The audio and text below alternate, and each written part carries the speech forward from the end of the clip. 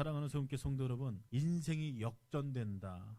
그거 무엇을 의미한다라고 여러분 그렇게 생각하십니까? 세상 사람들에게 물어보십시오. 인생 역전이 무엇입니까? 인생 역전이 무엇입니까? 그렇게 물어보면은 아마 이렇게 대답할 것입니다. 나를 괴롭히고 힘들게 하는 사람, 그 사람들 내가 짓밟는 것입니다. 그리고 다른 사람들보다 내가 훨씬 더 높은 자리에 올라가는 것이에요. 그리고 갑자기 경제적으로 풍성하게 되는 것이고 잘 안 풀리는 것들이 풀리게 되고 뭐 그런 것들을 세상 사람들은 이야기할 것입니다. 그리고 그것을 인생 역전이다 라고 그렇게 생각한다는 것이죠. 그런데 여러분, 성경에서 말하는 인생 역전은 세상 사람들이 기대하고 세상 사람들이 말하는 그것과는 좀 다르다라는 것을 여러분 기억하셨으면 좋겠습니다. 오히려 성경에서 이야기하고 있는 것은 세상 사람들이 말하고 있는 것과는 정반대인 것을 요구하고 있고 그렇게 살라라고 말씀하고 있다는 것이죠. 오히려 반대 정신으로 살아라라고 그렇게 이야기하고 있다는 것입니다. 원수를 사랑하라고 이야기하고 있고 또 낮은 곳으로 내려가라서 섬겨라라고 성경 그렇게 이야기하고 있다는 것이에요. 그리고 인내하라고 이야기하고 있고 참으라라고 그렇게 성경은 이야기하고 있다는 것입니다. 여러분, 성경에서 말하는 인생 역전, 그게 무엇이냐면은 다른 것 아닙니다. 하나님의 마음에 흡족해서 하나님께 쓰임받는 인생이 되는 것이 진정한 인생 역전인 줄 믿으시길 바랍니다. 그것이 바로 인생 역전의 모습이라는 것이에요. 하나님께 쓰임받으면 인생에 있어서 행복이 있습니다. 기쁨도 넘치고 감격도 있다라는 것이에요.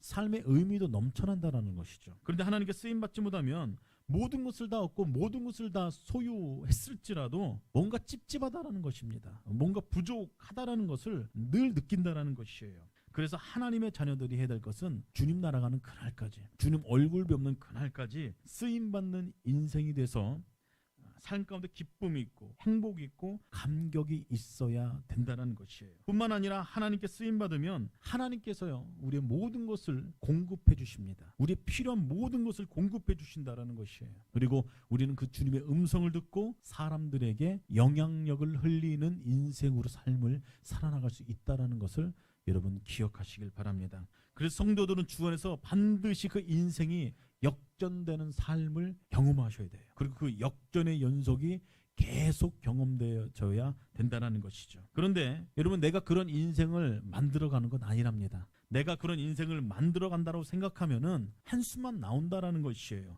불가능해요. 손을 놓아야 돼요. 그런 본인 스스로 인생을 만들어가는 그런 과정 가운데에 사람들로부터 비난받을 수 있습니다. 그 비난 때문에 상처받을 수 있죠. 좌절하게 됩니다. 낭망하게 됩니다. 그런데 내 인생을 역전시켜 주시는 분이 내가 아니라 하나님, 그분만이다. 그분이 내 인생을 역전시켜 주는 분이시다 라고 인정하고 그런 삶을 살게 되면 생각이 달라진다는 것입니다. 내가 처해 있는 상황과 환경을 뛰어넘어서 하나님께서는 내 인생 가운데 반드시 내 인생을 역전시켜 주시고 나를 사용하시고 일하신다라는 그 소망감을 가지고 하나님을 의뢰하는 인생을 살아간다라면은 우리 인생은 완전히 달라진다라는 것이에요. 그러므로 사랑하는 성도 여러분, 내 인생을 내가 한번 뒤바꿔 보겠다. 내 인생을 내가 역전시키겠다. 그 시도 자체를 포기하시길 바랍니다. 그 불가능하다라는 것이에요. 그 되지 않는다라는 것입니다. 그런데 하나님께서 우리들의 인생을 역전시킨다라고 한번 생각해 보시길 바랍니다. 불가능은 없을 줄 믿습니다. 하나님께서 그것을 가능케 하신다는 것이에요. 그래서 내 인생을 역전시키는 분은 전능하신 하나님이요, 창조주신 하나님이요, 나를 사랑하시는 하나님이요, 나의 미래를 계획하신 하나님이라는 것을 알고 기도하며 역전시켜달라고 기도하는 것이지, 내 인간적인 생각으로, 내 자신의 인간적인 마음으로 생각으로 내가 어떻게 스스로 해볼까 하는 그것 아니라는 것입니다. 첫 번째 시간에 요셉에 대해서 말씀드렸습니다. 요셉이 총리가 되어 하나님의 영광을 나타내고 사람들에게 영향력을 흘리는 인생으로 쓰임받을지 누가 알았겠냐라는 것이에요. 누가 그렇게 하신 것입니까? 하나님께서 그의 인생을 역전시켰다라는 것입니다. 하나님께서 요셉의 인생을 역전시키고 싶을 만큼 요셉은 하나님 앞에 신실한 인생을 살았다라는 것이에요. 불평하지 않았습니다. 끝까지 참았습니다. 인내했어요. 그래서 하나님께서 주시는 말씀을 붙잡고 그 비전을 부여잡고 살았더니 하나님께서 그 요셉의 모습을 보시고 감동받은 거예요. 그래서 내가 저 요셉의 인생을 반드시 역전시켜야겠다. 내가 저 인생을 써야겠다. 사용해야겠다. 하나님께서 그런 마음을 잡으셨다라는 것이에요. 그리고 실제로 요셉이 하나님께 붙들림 받아요 쓰임받는 인생, 인생이 역전되는 것을 경험했다라는 것입니다. 특별히 오늘 어린이 주일입니다. 각 가정에 자녀들이 있고 또 손주 손녀들도 있을 것이에요. 특별히 우리 세움교회 다음 세대가 특별히 하나님께 붙들림 받아요 쓰임받는 인생이 되기를, 인생 역전을 날마다 경험하게 되기를 예수 그리스도의 이름으로 축복합니다. 하나님께서 우리 자녀손들 가운데 역사하실 그 하나님의 은혜를 우리 1세대들은 날마다 기대하고 기도해야 될 줄 믿습니다. 오늘 살펴볼 다윗도 동일하다라는 것이에요. 성경을 보면 다윗의 인생도 요셉처럼 불행한 인생을 살아갑니다. 여러분, 형들에게 따돌림 받는 인생으로 살아가요. 뿐만 아니라 부모님한테도 무시를 당하는 인생을 살아갑니다. 8째 중에 막내였어요. 부모님들도 다윗에게 그렇게 큰 기대를 하지 않았고 관심이 없었습니다. 형제들도 다윗을 무시하고 아버지인 이새조차 다윗에게 별 관심을 갖지 않았다라는 것이에요. 성경에 보면 사무엘이 이새를 찾아갑니다. 이새를 찾아가서 제사를 드리자고 하죠. 그러자 다윗만 빼놓고 7째까지만 불렀다라고 성경에 그렇게 기록되어 있지 않습니까? 이새가 하는 말이 그렇습니다. 사무엘이 묻습니다. 네 아들이 이게 다냐? 이새가 그렇게 얘기해요. 내 아들이 8이 있는데 막내가 하는 일은 양을 쳐야 되는 일입니다. 목동일을 해야 됩니다. 그러지 안 불렀습니다. 뭐 그렇게 이야기하지 않습니까? 골리앗과 이스라엘이 전쟁하고 있을 때입니다. 다윗이 아버지 신분으로 형들을 만나러 가죠. 그리고 그 상황을 보면서 다윗이 한마디를 합니다. 그 사람들이 누구에게 살아있는 하나님의 군대를 모욕을 하는 것입니까? 그렇게 한마디 합니다. 그러자 형이 어떻게 반응을 했어요? 큰형 엘리압이 엄청 화를 내지 않습니까? 야, 이 교만한 놈아, 이 완악한 놈아, 전쟁이 장난이냐, 구경 왔냐, 그렇게 무시하고 윽박지르지 않습니까? 여러분, 누군가 나를 무시하고 짓밟고 사람 취급하지 않았을 때 여러분 그때 기분이 어떻습니까? 그것만큼 힘든 것 없다라는 것이에요. 여러분, 사회적으로 성공했지만 가정에서는 실패한 많은 중년들의 가장들이 남에게도 말도 못하고 소가리를 한다고 합니다. 집에 들어가면은 반갑게 맞아주는 것이 아내도 아니고 자녀들도 아니고 집에서 키우는 강아지라고 그래요. 그거 얼마나 비참한 일입니까? 또 집안의 모임에 가면은 자녀들의 학벌을 자랑하고 또 직장을 자랑하고 결혼에 관련해서 비교하면서 서로를 좀 무시하는 일들도 있죠. 그것만큼 괴로운 거 없다라는 것이에요. 다윗은 지금 부모한테 무시를 당하고 있습니다. 그리고 형들한테도 무시를 당하고 있다는 것이에요.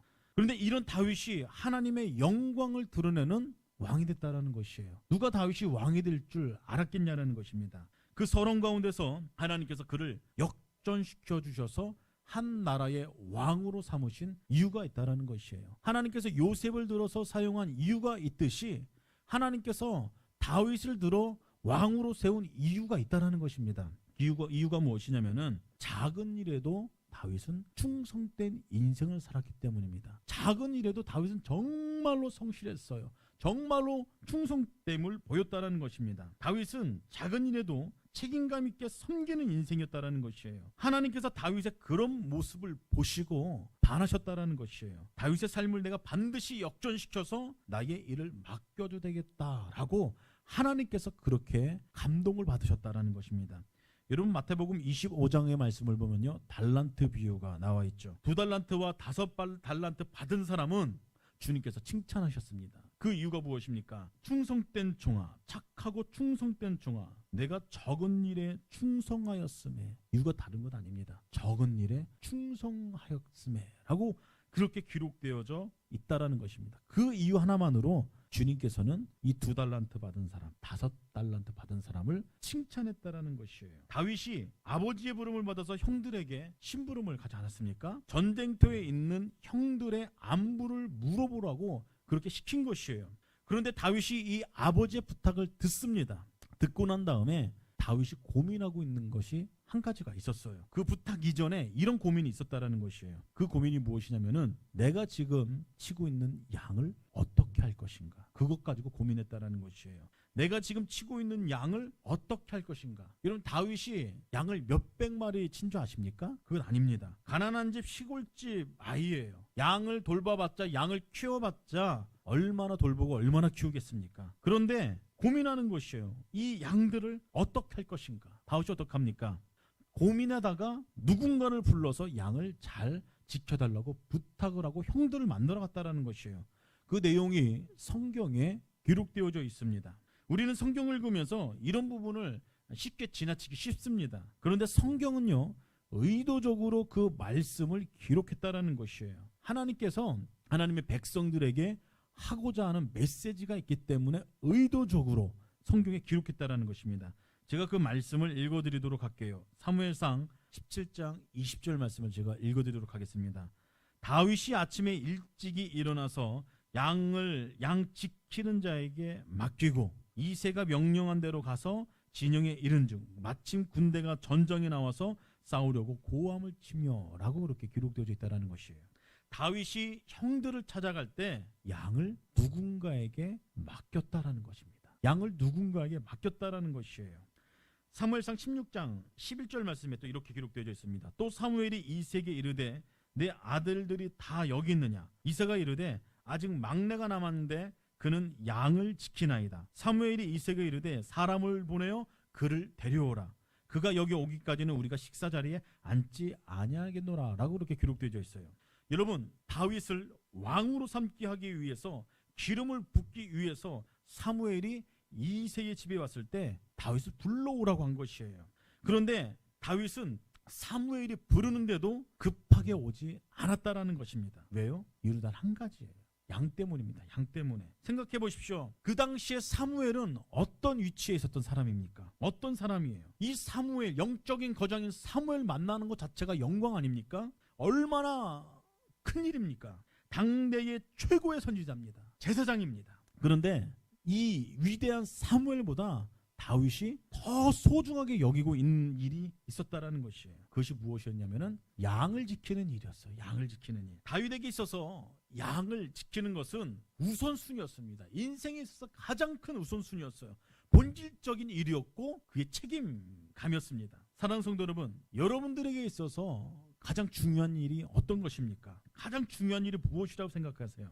여러분들의 삶의 자리에서 신앙의 여정에 있어서 지속적으로 반복적으로 주어진 일, 감당해야 되는 일이 있습니다. 사람마다 다 있어요. 그 일이 가장 중요한 일이라는 것입니다. 그 일이 가장 최우선적으로 해야 될 일이라는 것이에요. 여러분, 정말로 중요한 일은 갑자기 생기는 법이 없다라는 것입니다. 갑자기 생기는 일은 중요한 일이 별로 없다라는 것이에요. 중요한 일은, 정말로 중요한 일은 몇 주 전, 아니 몇 달 전 이미 계획되어져 있다라는 것입니다. 근데 사람들은 계획된 일보다 갑자기 찾아온 일에 중요성을 둡니다. 거기에 더 중점을 둬요. 그리고 정말로 중요한 일은 뒤로 미루는 경우가 종종 있다라는 것입니다. 근데 여러분, 다윗은 그렇게 하지 않았다라는 것이에요. 다윗에게 가장 중요한 일은 급하게 지금 사무엘을 만나는 일이 아니었다라는 것이에요. 양을 지키는 일이 정말로 중요한 일이었다라는 것입니다. 사무엘을 만나는 것보다도 양을 지키는 일이 더 중요한 일이었어요. 무엇이 더 중요한지를 알고 있는 다윗, 그것을 보시고 하나님께서는 감동을 받으셨다라는 것이에요. 다른 사람들이 보았을 때는 위대한 사무엘을 만나는 것이 더 크게 느껴질 줄 모릅니다. 다윗은 그러지 않았다라는 것이에요. 양 몇 마리 지키는 것이 더 본질적인 일이요, 가장 중요한 일이 있다라는 것이에요. 그렇게 적은 것에, 적은 일에, 작은 일에 충성하는 다윗을 보면서 하나님께서 감동을 받으셨다라는 것입니다. 그래서 내가 저 인생 역전시켜갖고 왕으로 삼아서 나의 백성을 맡기더라도 정말로 충성스럽게 돌볼 것이라는 것을 하나님께서는 이 다윗의 동기와 태도를 보고 아르셨다라는 것이에요. 그래서 다윗을 혹독한 훈련을 시키지 않습니까? 훈련을 시켜서 큰 일을 맡겼다라는 것이에요. 그의 인생을 천대받는 인생에서 존경받는 인생으로 하나님께서 역전시켰다는 것입니다. 그의 인생을 다스림받는 인생에서 다스리는 인생으로 하나님께서 들어 사용하셨다는 것이에요. 왜입니까? 작은 일에도, 정말로 작은 일에도 책임감 있게 하는 것을 보았으니 큰 일을 맡겨도 저 다윗은 그 일을 잘 감당할 사람이다. 하나님께서 그것을 보신 것이에요. 어떤 사람은 작은 일을 거들떠보지도 않는 사람들이 있습니다. 큰 일에만 집중하는 사람들이 있어요. 그리고 이렇게 말합니다. 내가 뭐가 부족해서 큰 일을 안 맡기는가? 맨날 이렇게 허드렛 일만 시키는가? 그런 자리를 나한테 왜 안 주는가? 투덜거리는 사람 간혹 있다라는 것입니다. 왜 그런 줄 아십니까? 이유는 한 가지예요. 작은 일에 충성하지 않으면요, 그 누구도 큰 일을 맡기지 않는 법이라는 것이에요. 작은 일에 충성된 인생으로 살아나가십시오. 어떠한 상황 가운데 있으라도 정말로 작은 일에 충성되십시오. 주님께서 말씀하셨어요. 주 주인이 이르되 잘하였도다. 착하고 충성된 종아, 내가 적은 일에 충성하였음에 내가 많은 것을 내게 맡기리니 내 주인의 즐거움에 참여할지어다 하고, 적은 일에 충성하였음에, 적은 일에 충성하였음에. 무슨 말입니까? 요셉이나 다윗의 삶을 비춰보면서 말씀드리자면은, 내가 비록 노예처럼 살아도, 내가 무시당하면서 살아도 나에게 맡겨진 일에 충성되었으며, 너에게 맡겨진 일에 충성되었으며, 존경받을 자리에 올려놓아도 인생을 역전시켜도 내가 잘 감당하겠구나. 내가 그것을 발견했다. 그렇기 때문에 너에게 큰 일을 맡기겠다. 주님의 음성이라는 것입니다. 바꿔서 말하는 주님의 음성을 그렇게, 주님의 말씀을 그렇게 볼 수 있다는 것이죠. 사랑하는 성도 여러분, 여러분의 인생이 역전되어서 사람들에게 존경받고 하나님께도 멋지게 쓰임받기를 원하십니까? 그렇다면은 우리 인생을 역전시키는 하나님의 마음을 감동시키는 태도가 우리 안에 있어야 될 것 아니겠습니까? 하나님께서 여러분들에게 어떠한 일을 맡기더라도 충성되이 그 일들을 감당해 나가는 것이에요. 집중하는 것입니다. 하나님께서 각자에게 주어진 그 일들을 본질적인 일이라고 생각하고 기억하고 최선을 다하는 것이에요.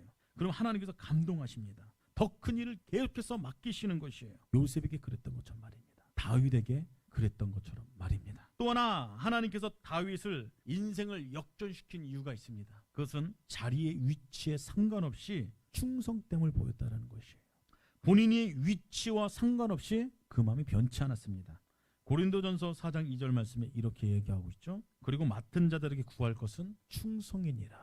계시록 2장 10절에 보면 이런 말씀이 있습니다. 내가 죽도록 충성하라. 그리하면 내가 생명의 관을 내게 주리라. 무슨 이야기예요? 죽도록 충성하라.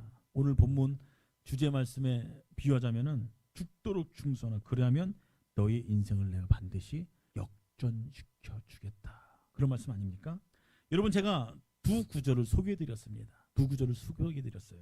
근데 여기에 없는 단어가 있습니다. 없는 단어가 있어요. 그것이 무슨 단어냐면은 어떤 자리에서, 어떤 자리에서, 어떤 위치에서, 이런 말이 없다라는 것이에요. 무슨 일, 이런 말이 없어요. 무슨 얘기입니까? 주어진 일, 나에게 주어진 일이 크던 작던, 우리의 위치가 높던 아니던, 그거 상관하지 말라는 겁니다.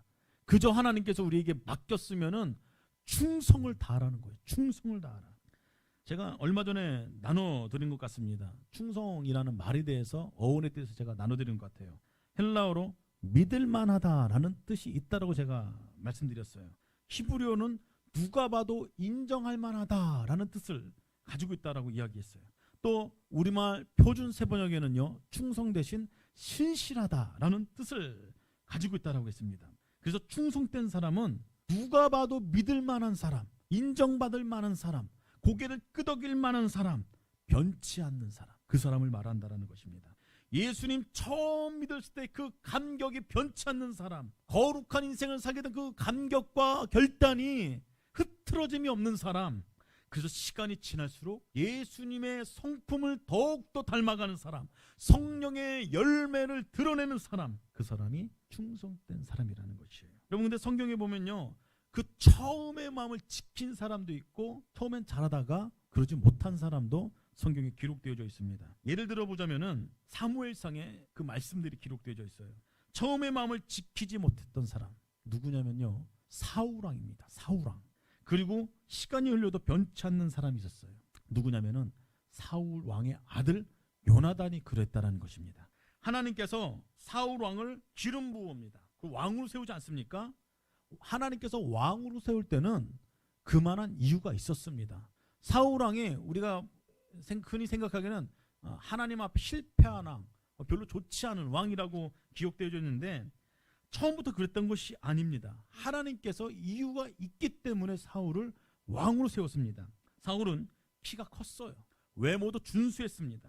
그리고 부모님의 마음도 헤아릴 줄 아는 효자였습니다. 아버지가 키우던 암나귀가 집을 나갑니다. 그런 아버지를 위해서 그 암나귀를 찾으려고 나이 40에 3일 동안 여러 지방을 돌아다녔다고 성경에 기록되어 있어요. 여러분, 이런 사람이 어딨습니까? 이 정도면 큰 효자 아닙니까? 그리고 겸손한 사람이 사울왕이었습니다. 사무엘이 그가 왕이 될 것이라고 그렇게 이야기를 했습니다. 그럴 때 그가 고백했던 것이 있어요. 자기는 가장 작은 베냐민 지파 중에서도 가장 미약한 집안의 출신이에요 라고 그렇게 이야기를 해요. 겸손한 것입니다. 겸손하기 때문에 이런 말을 한 것이에요.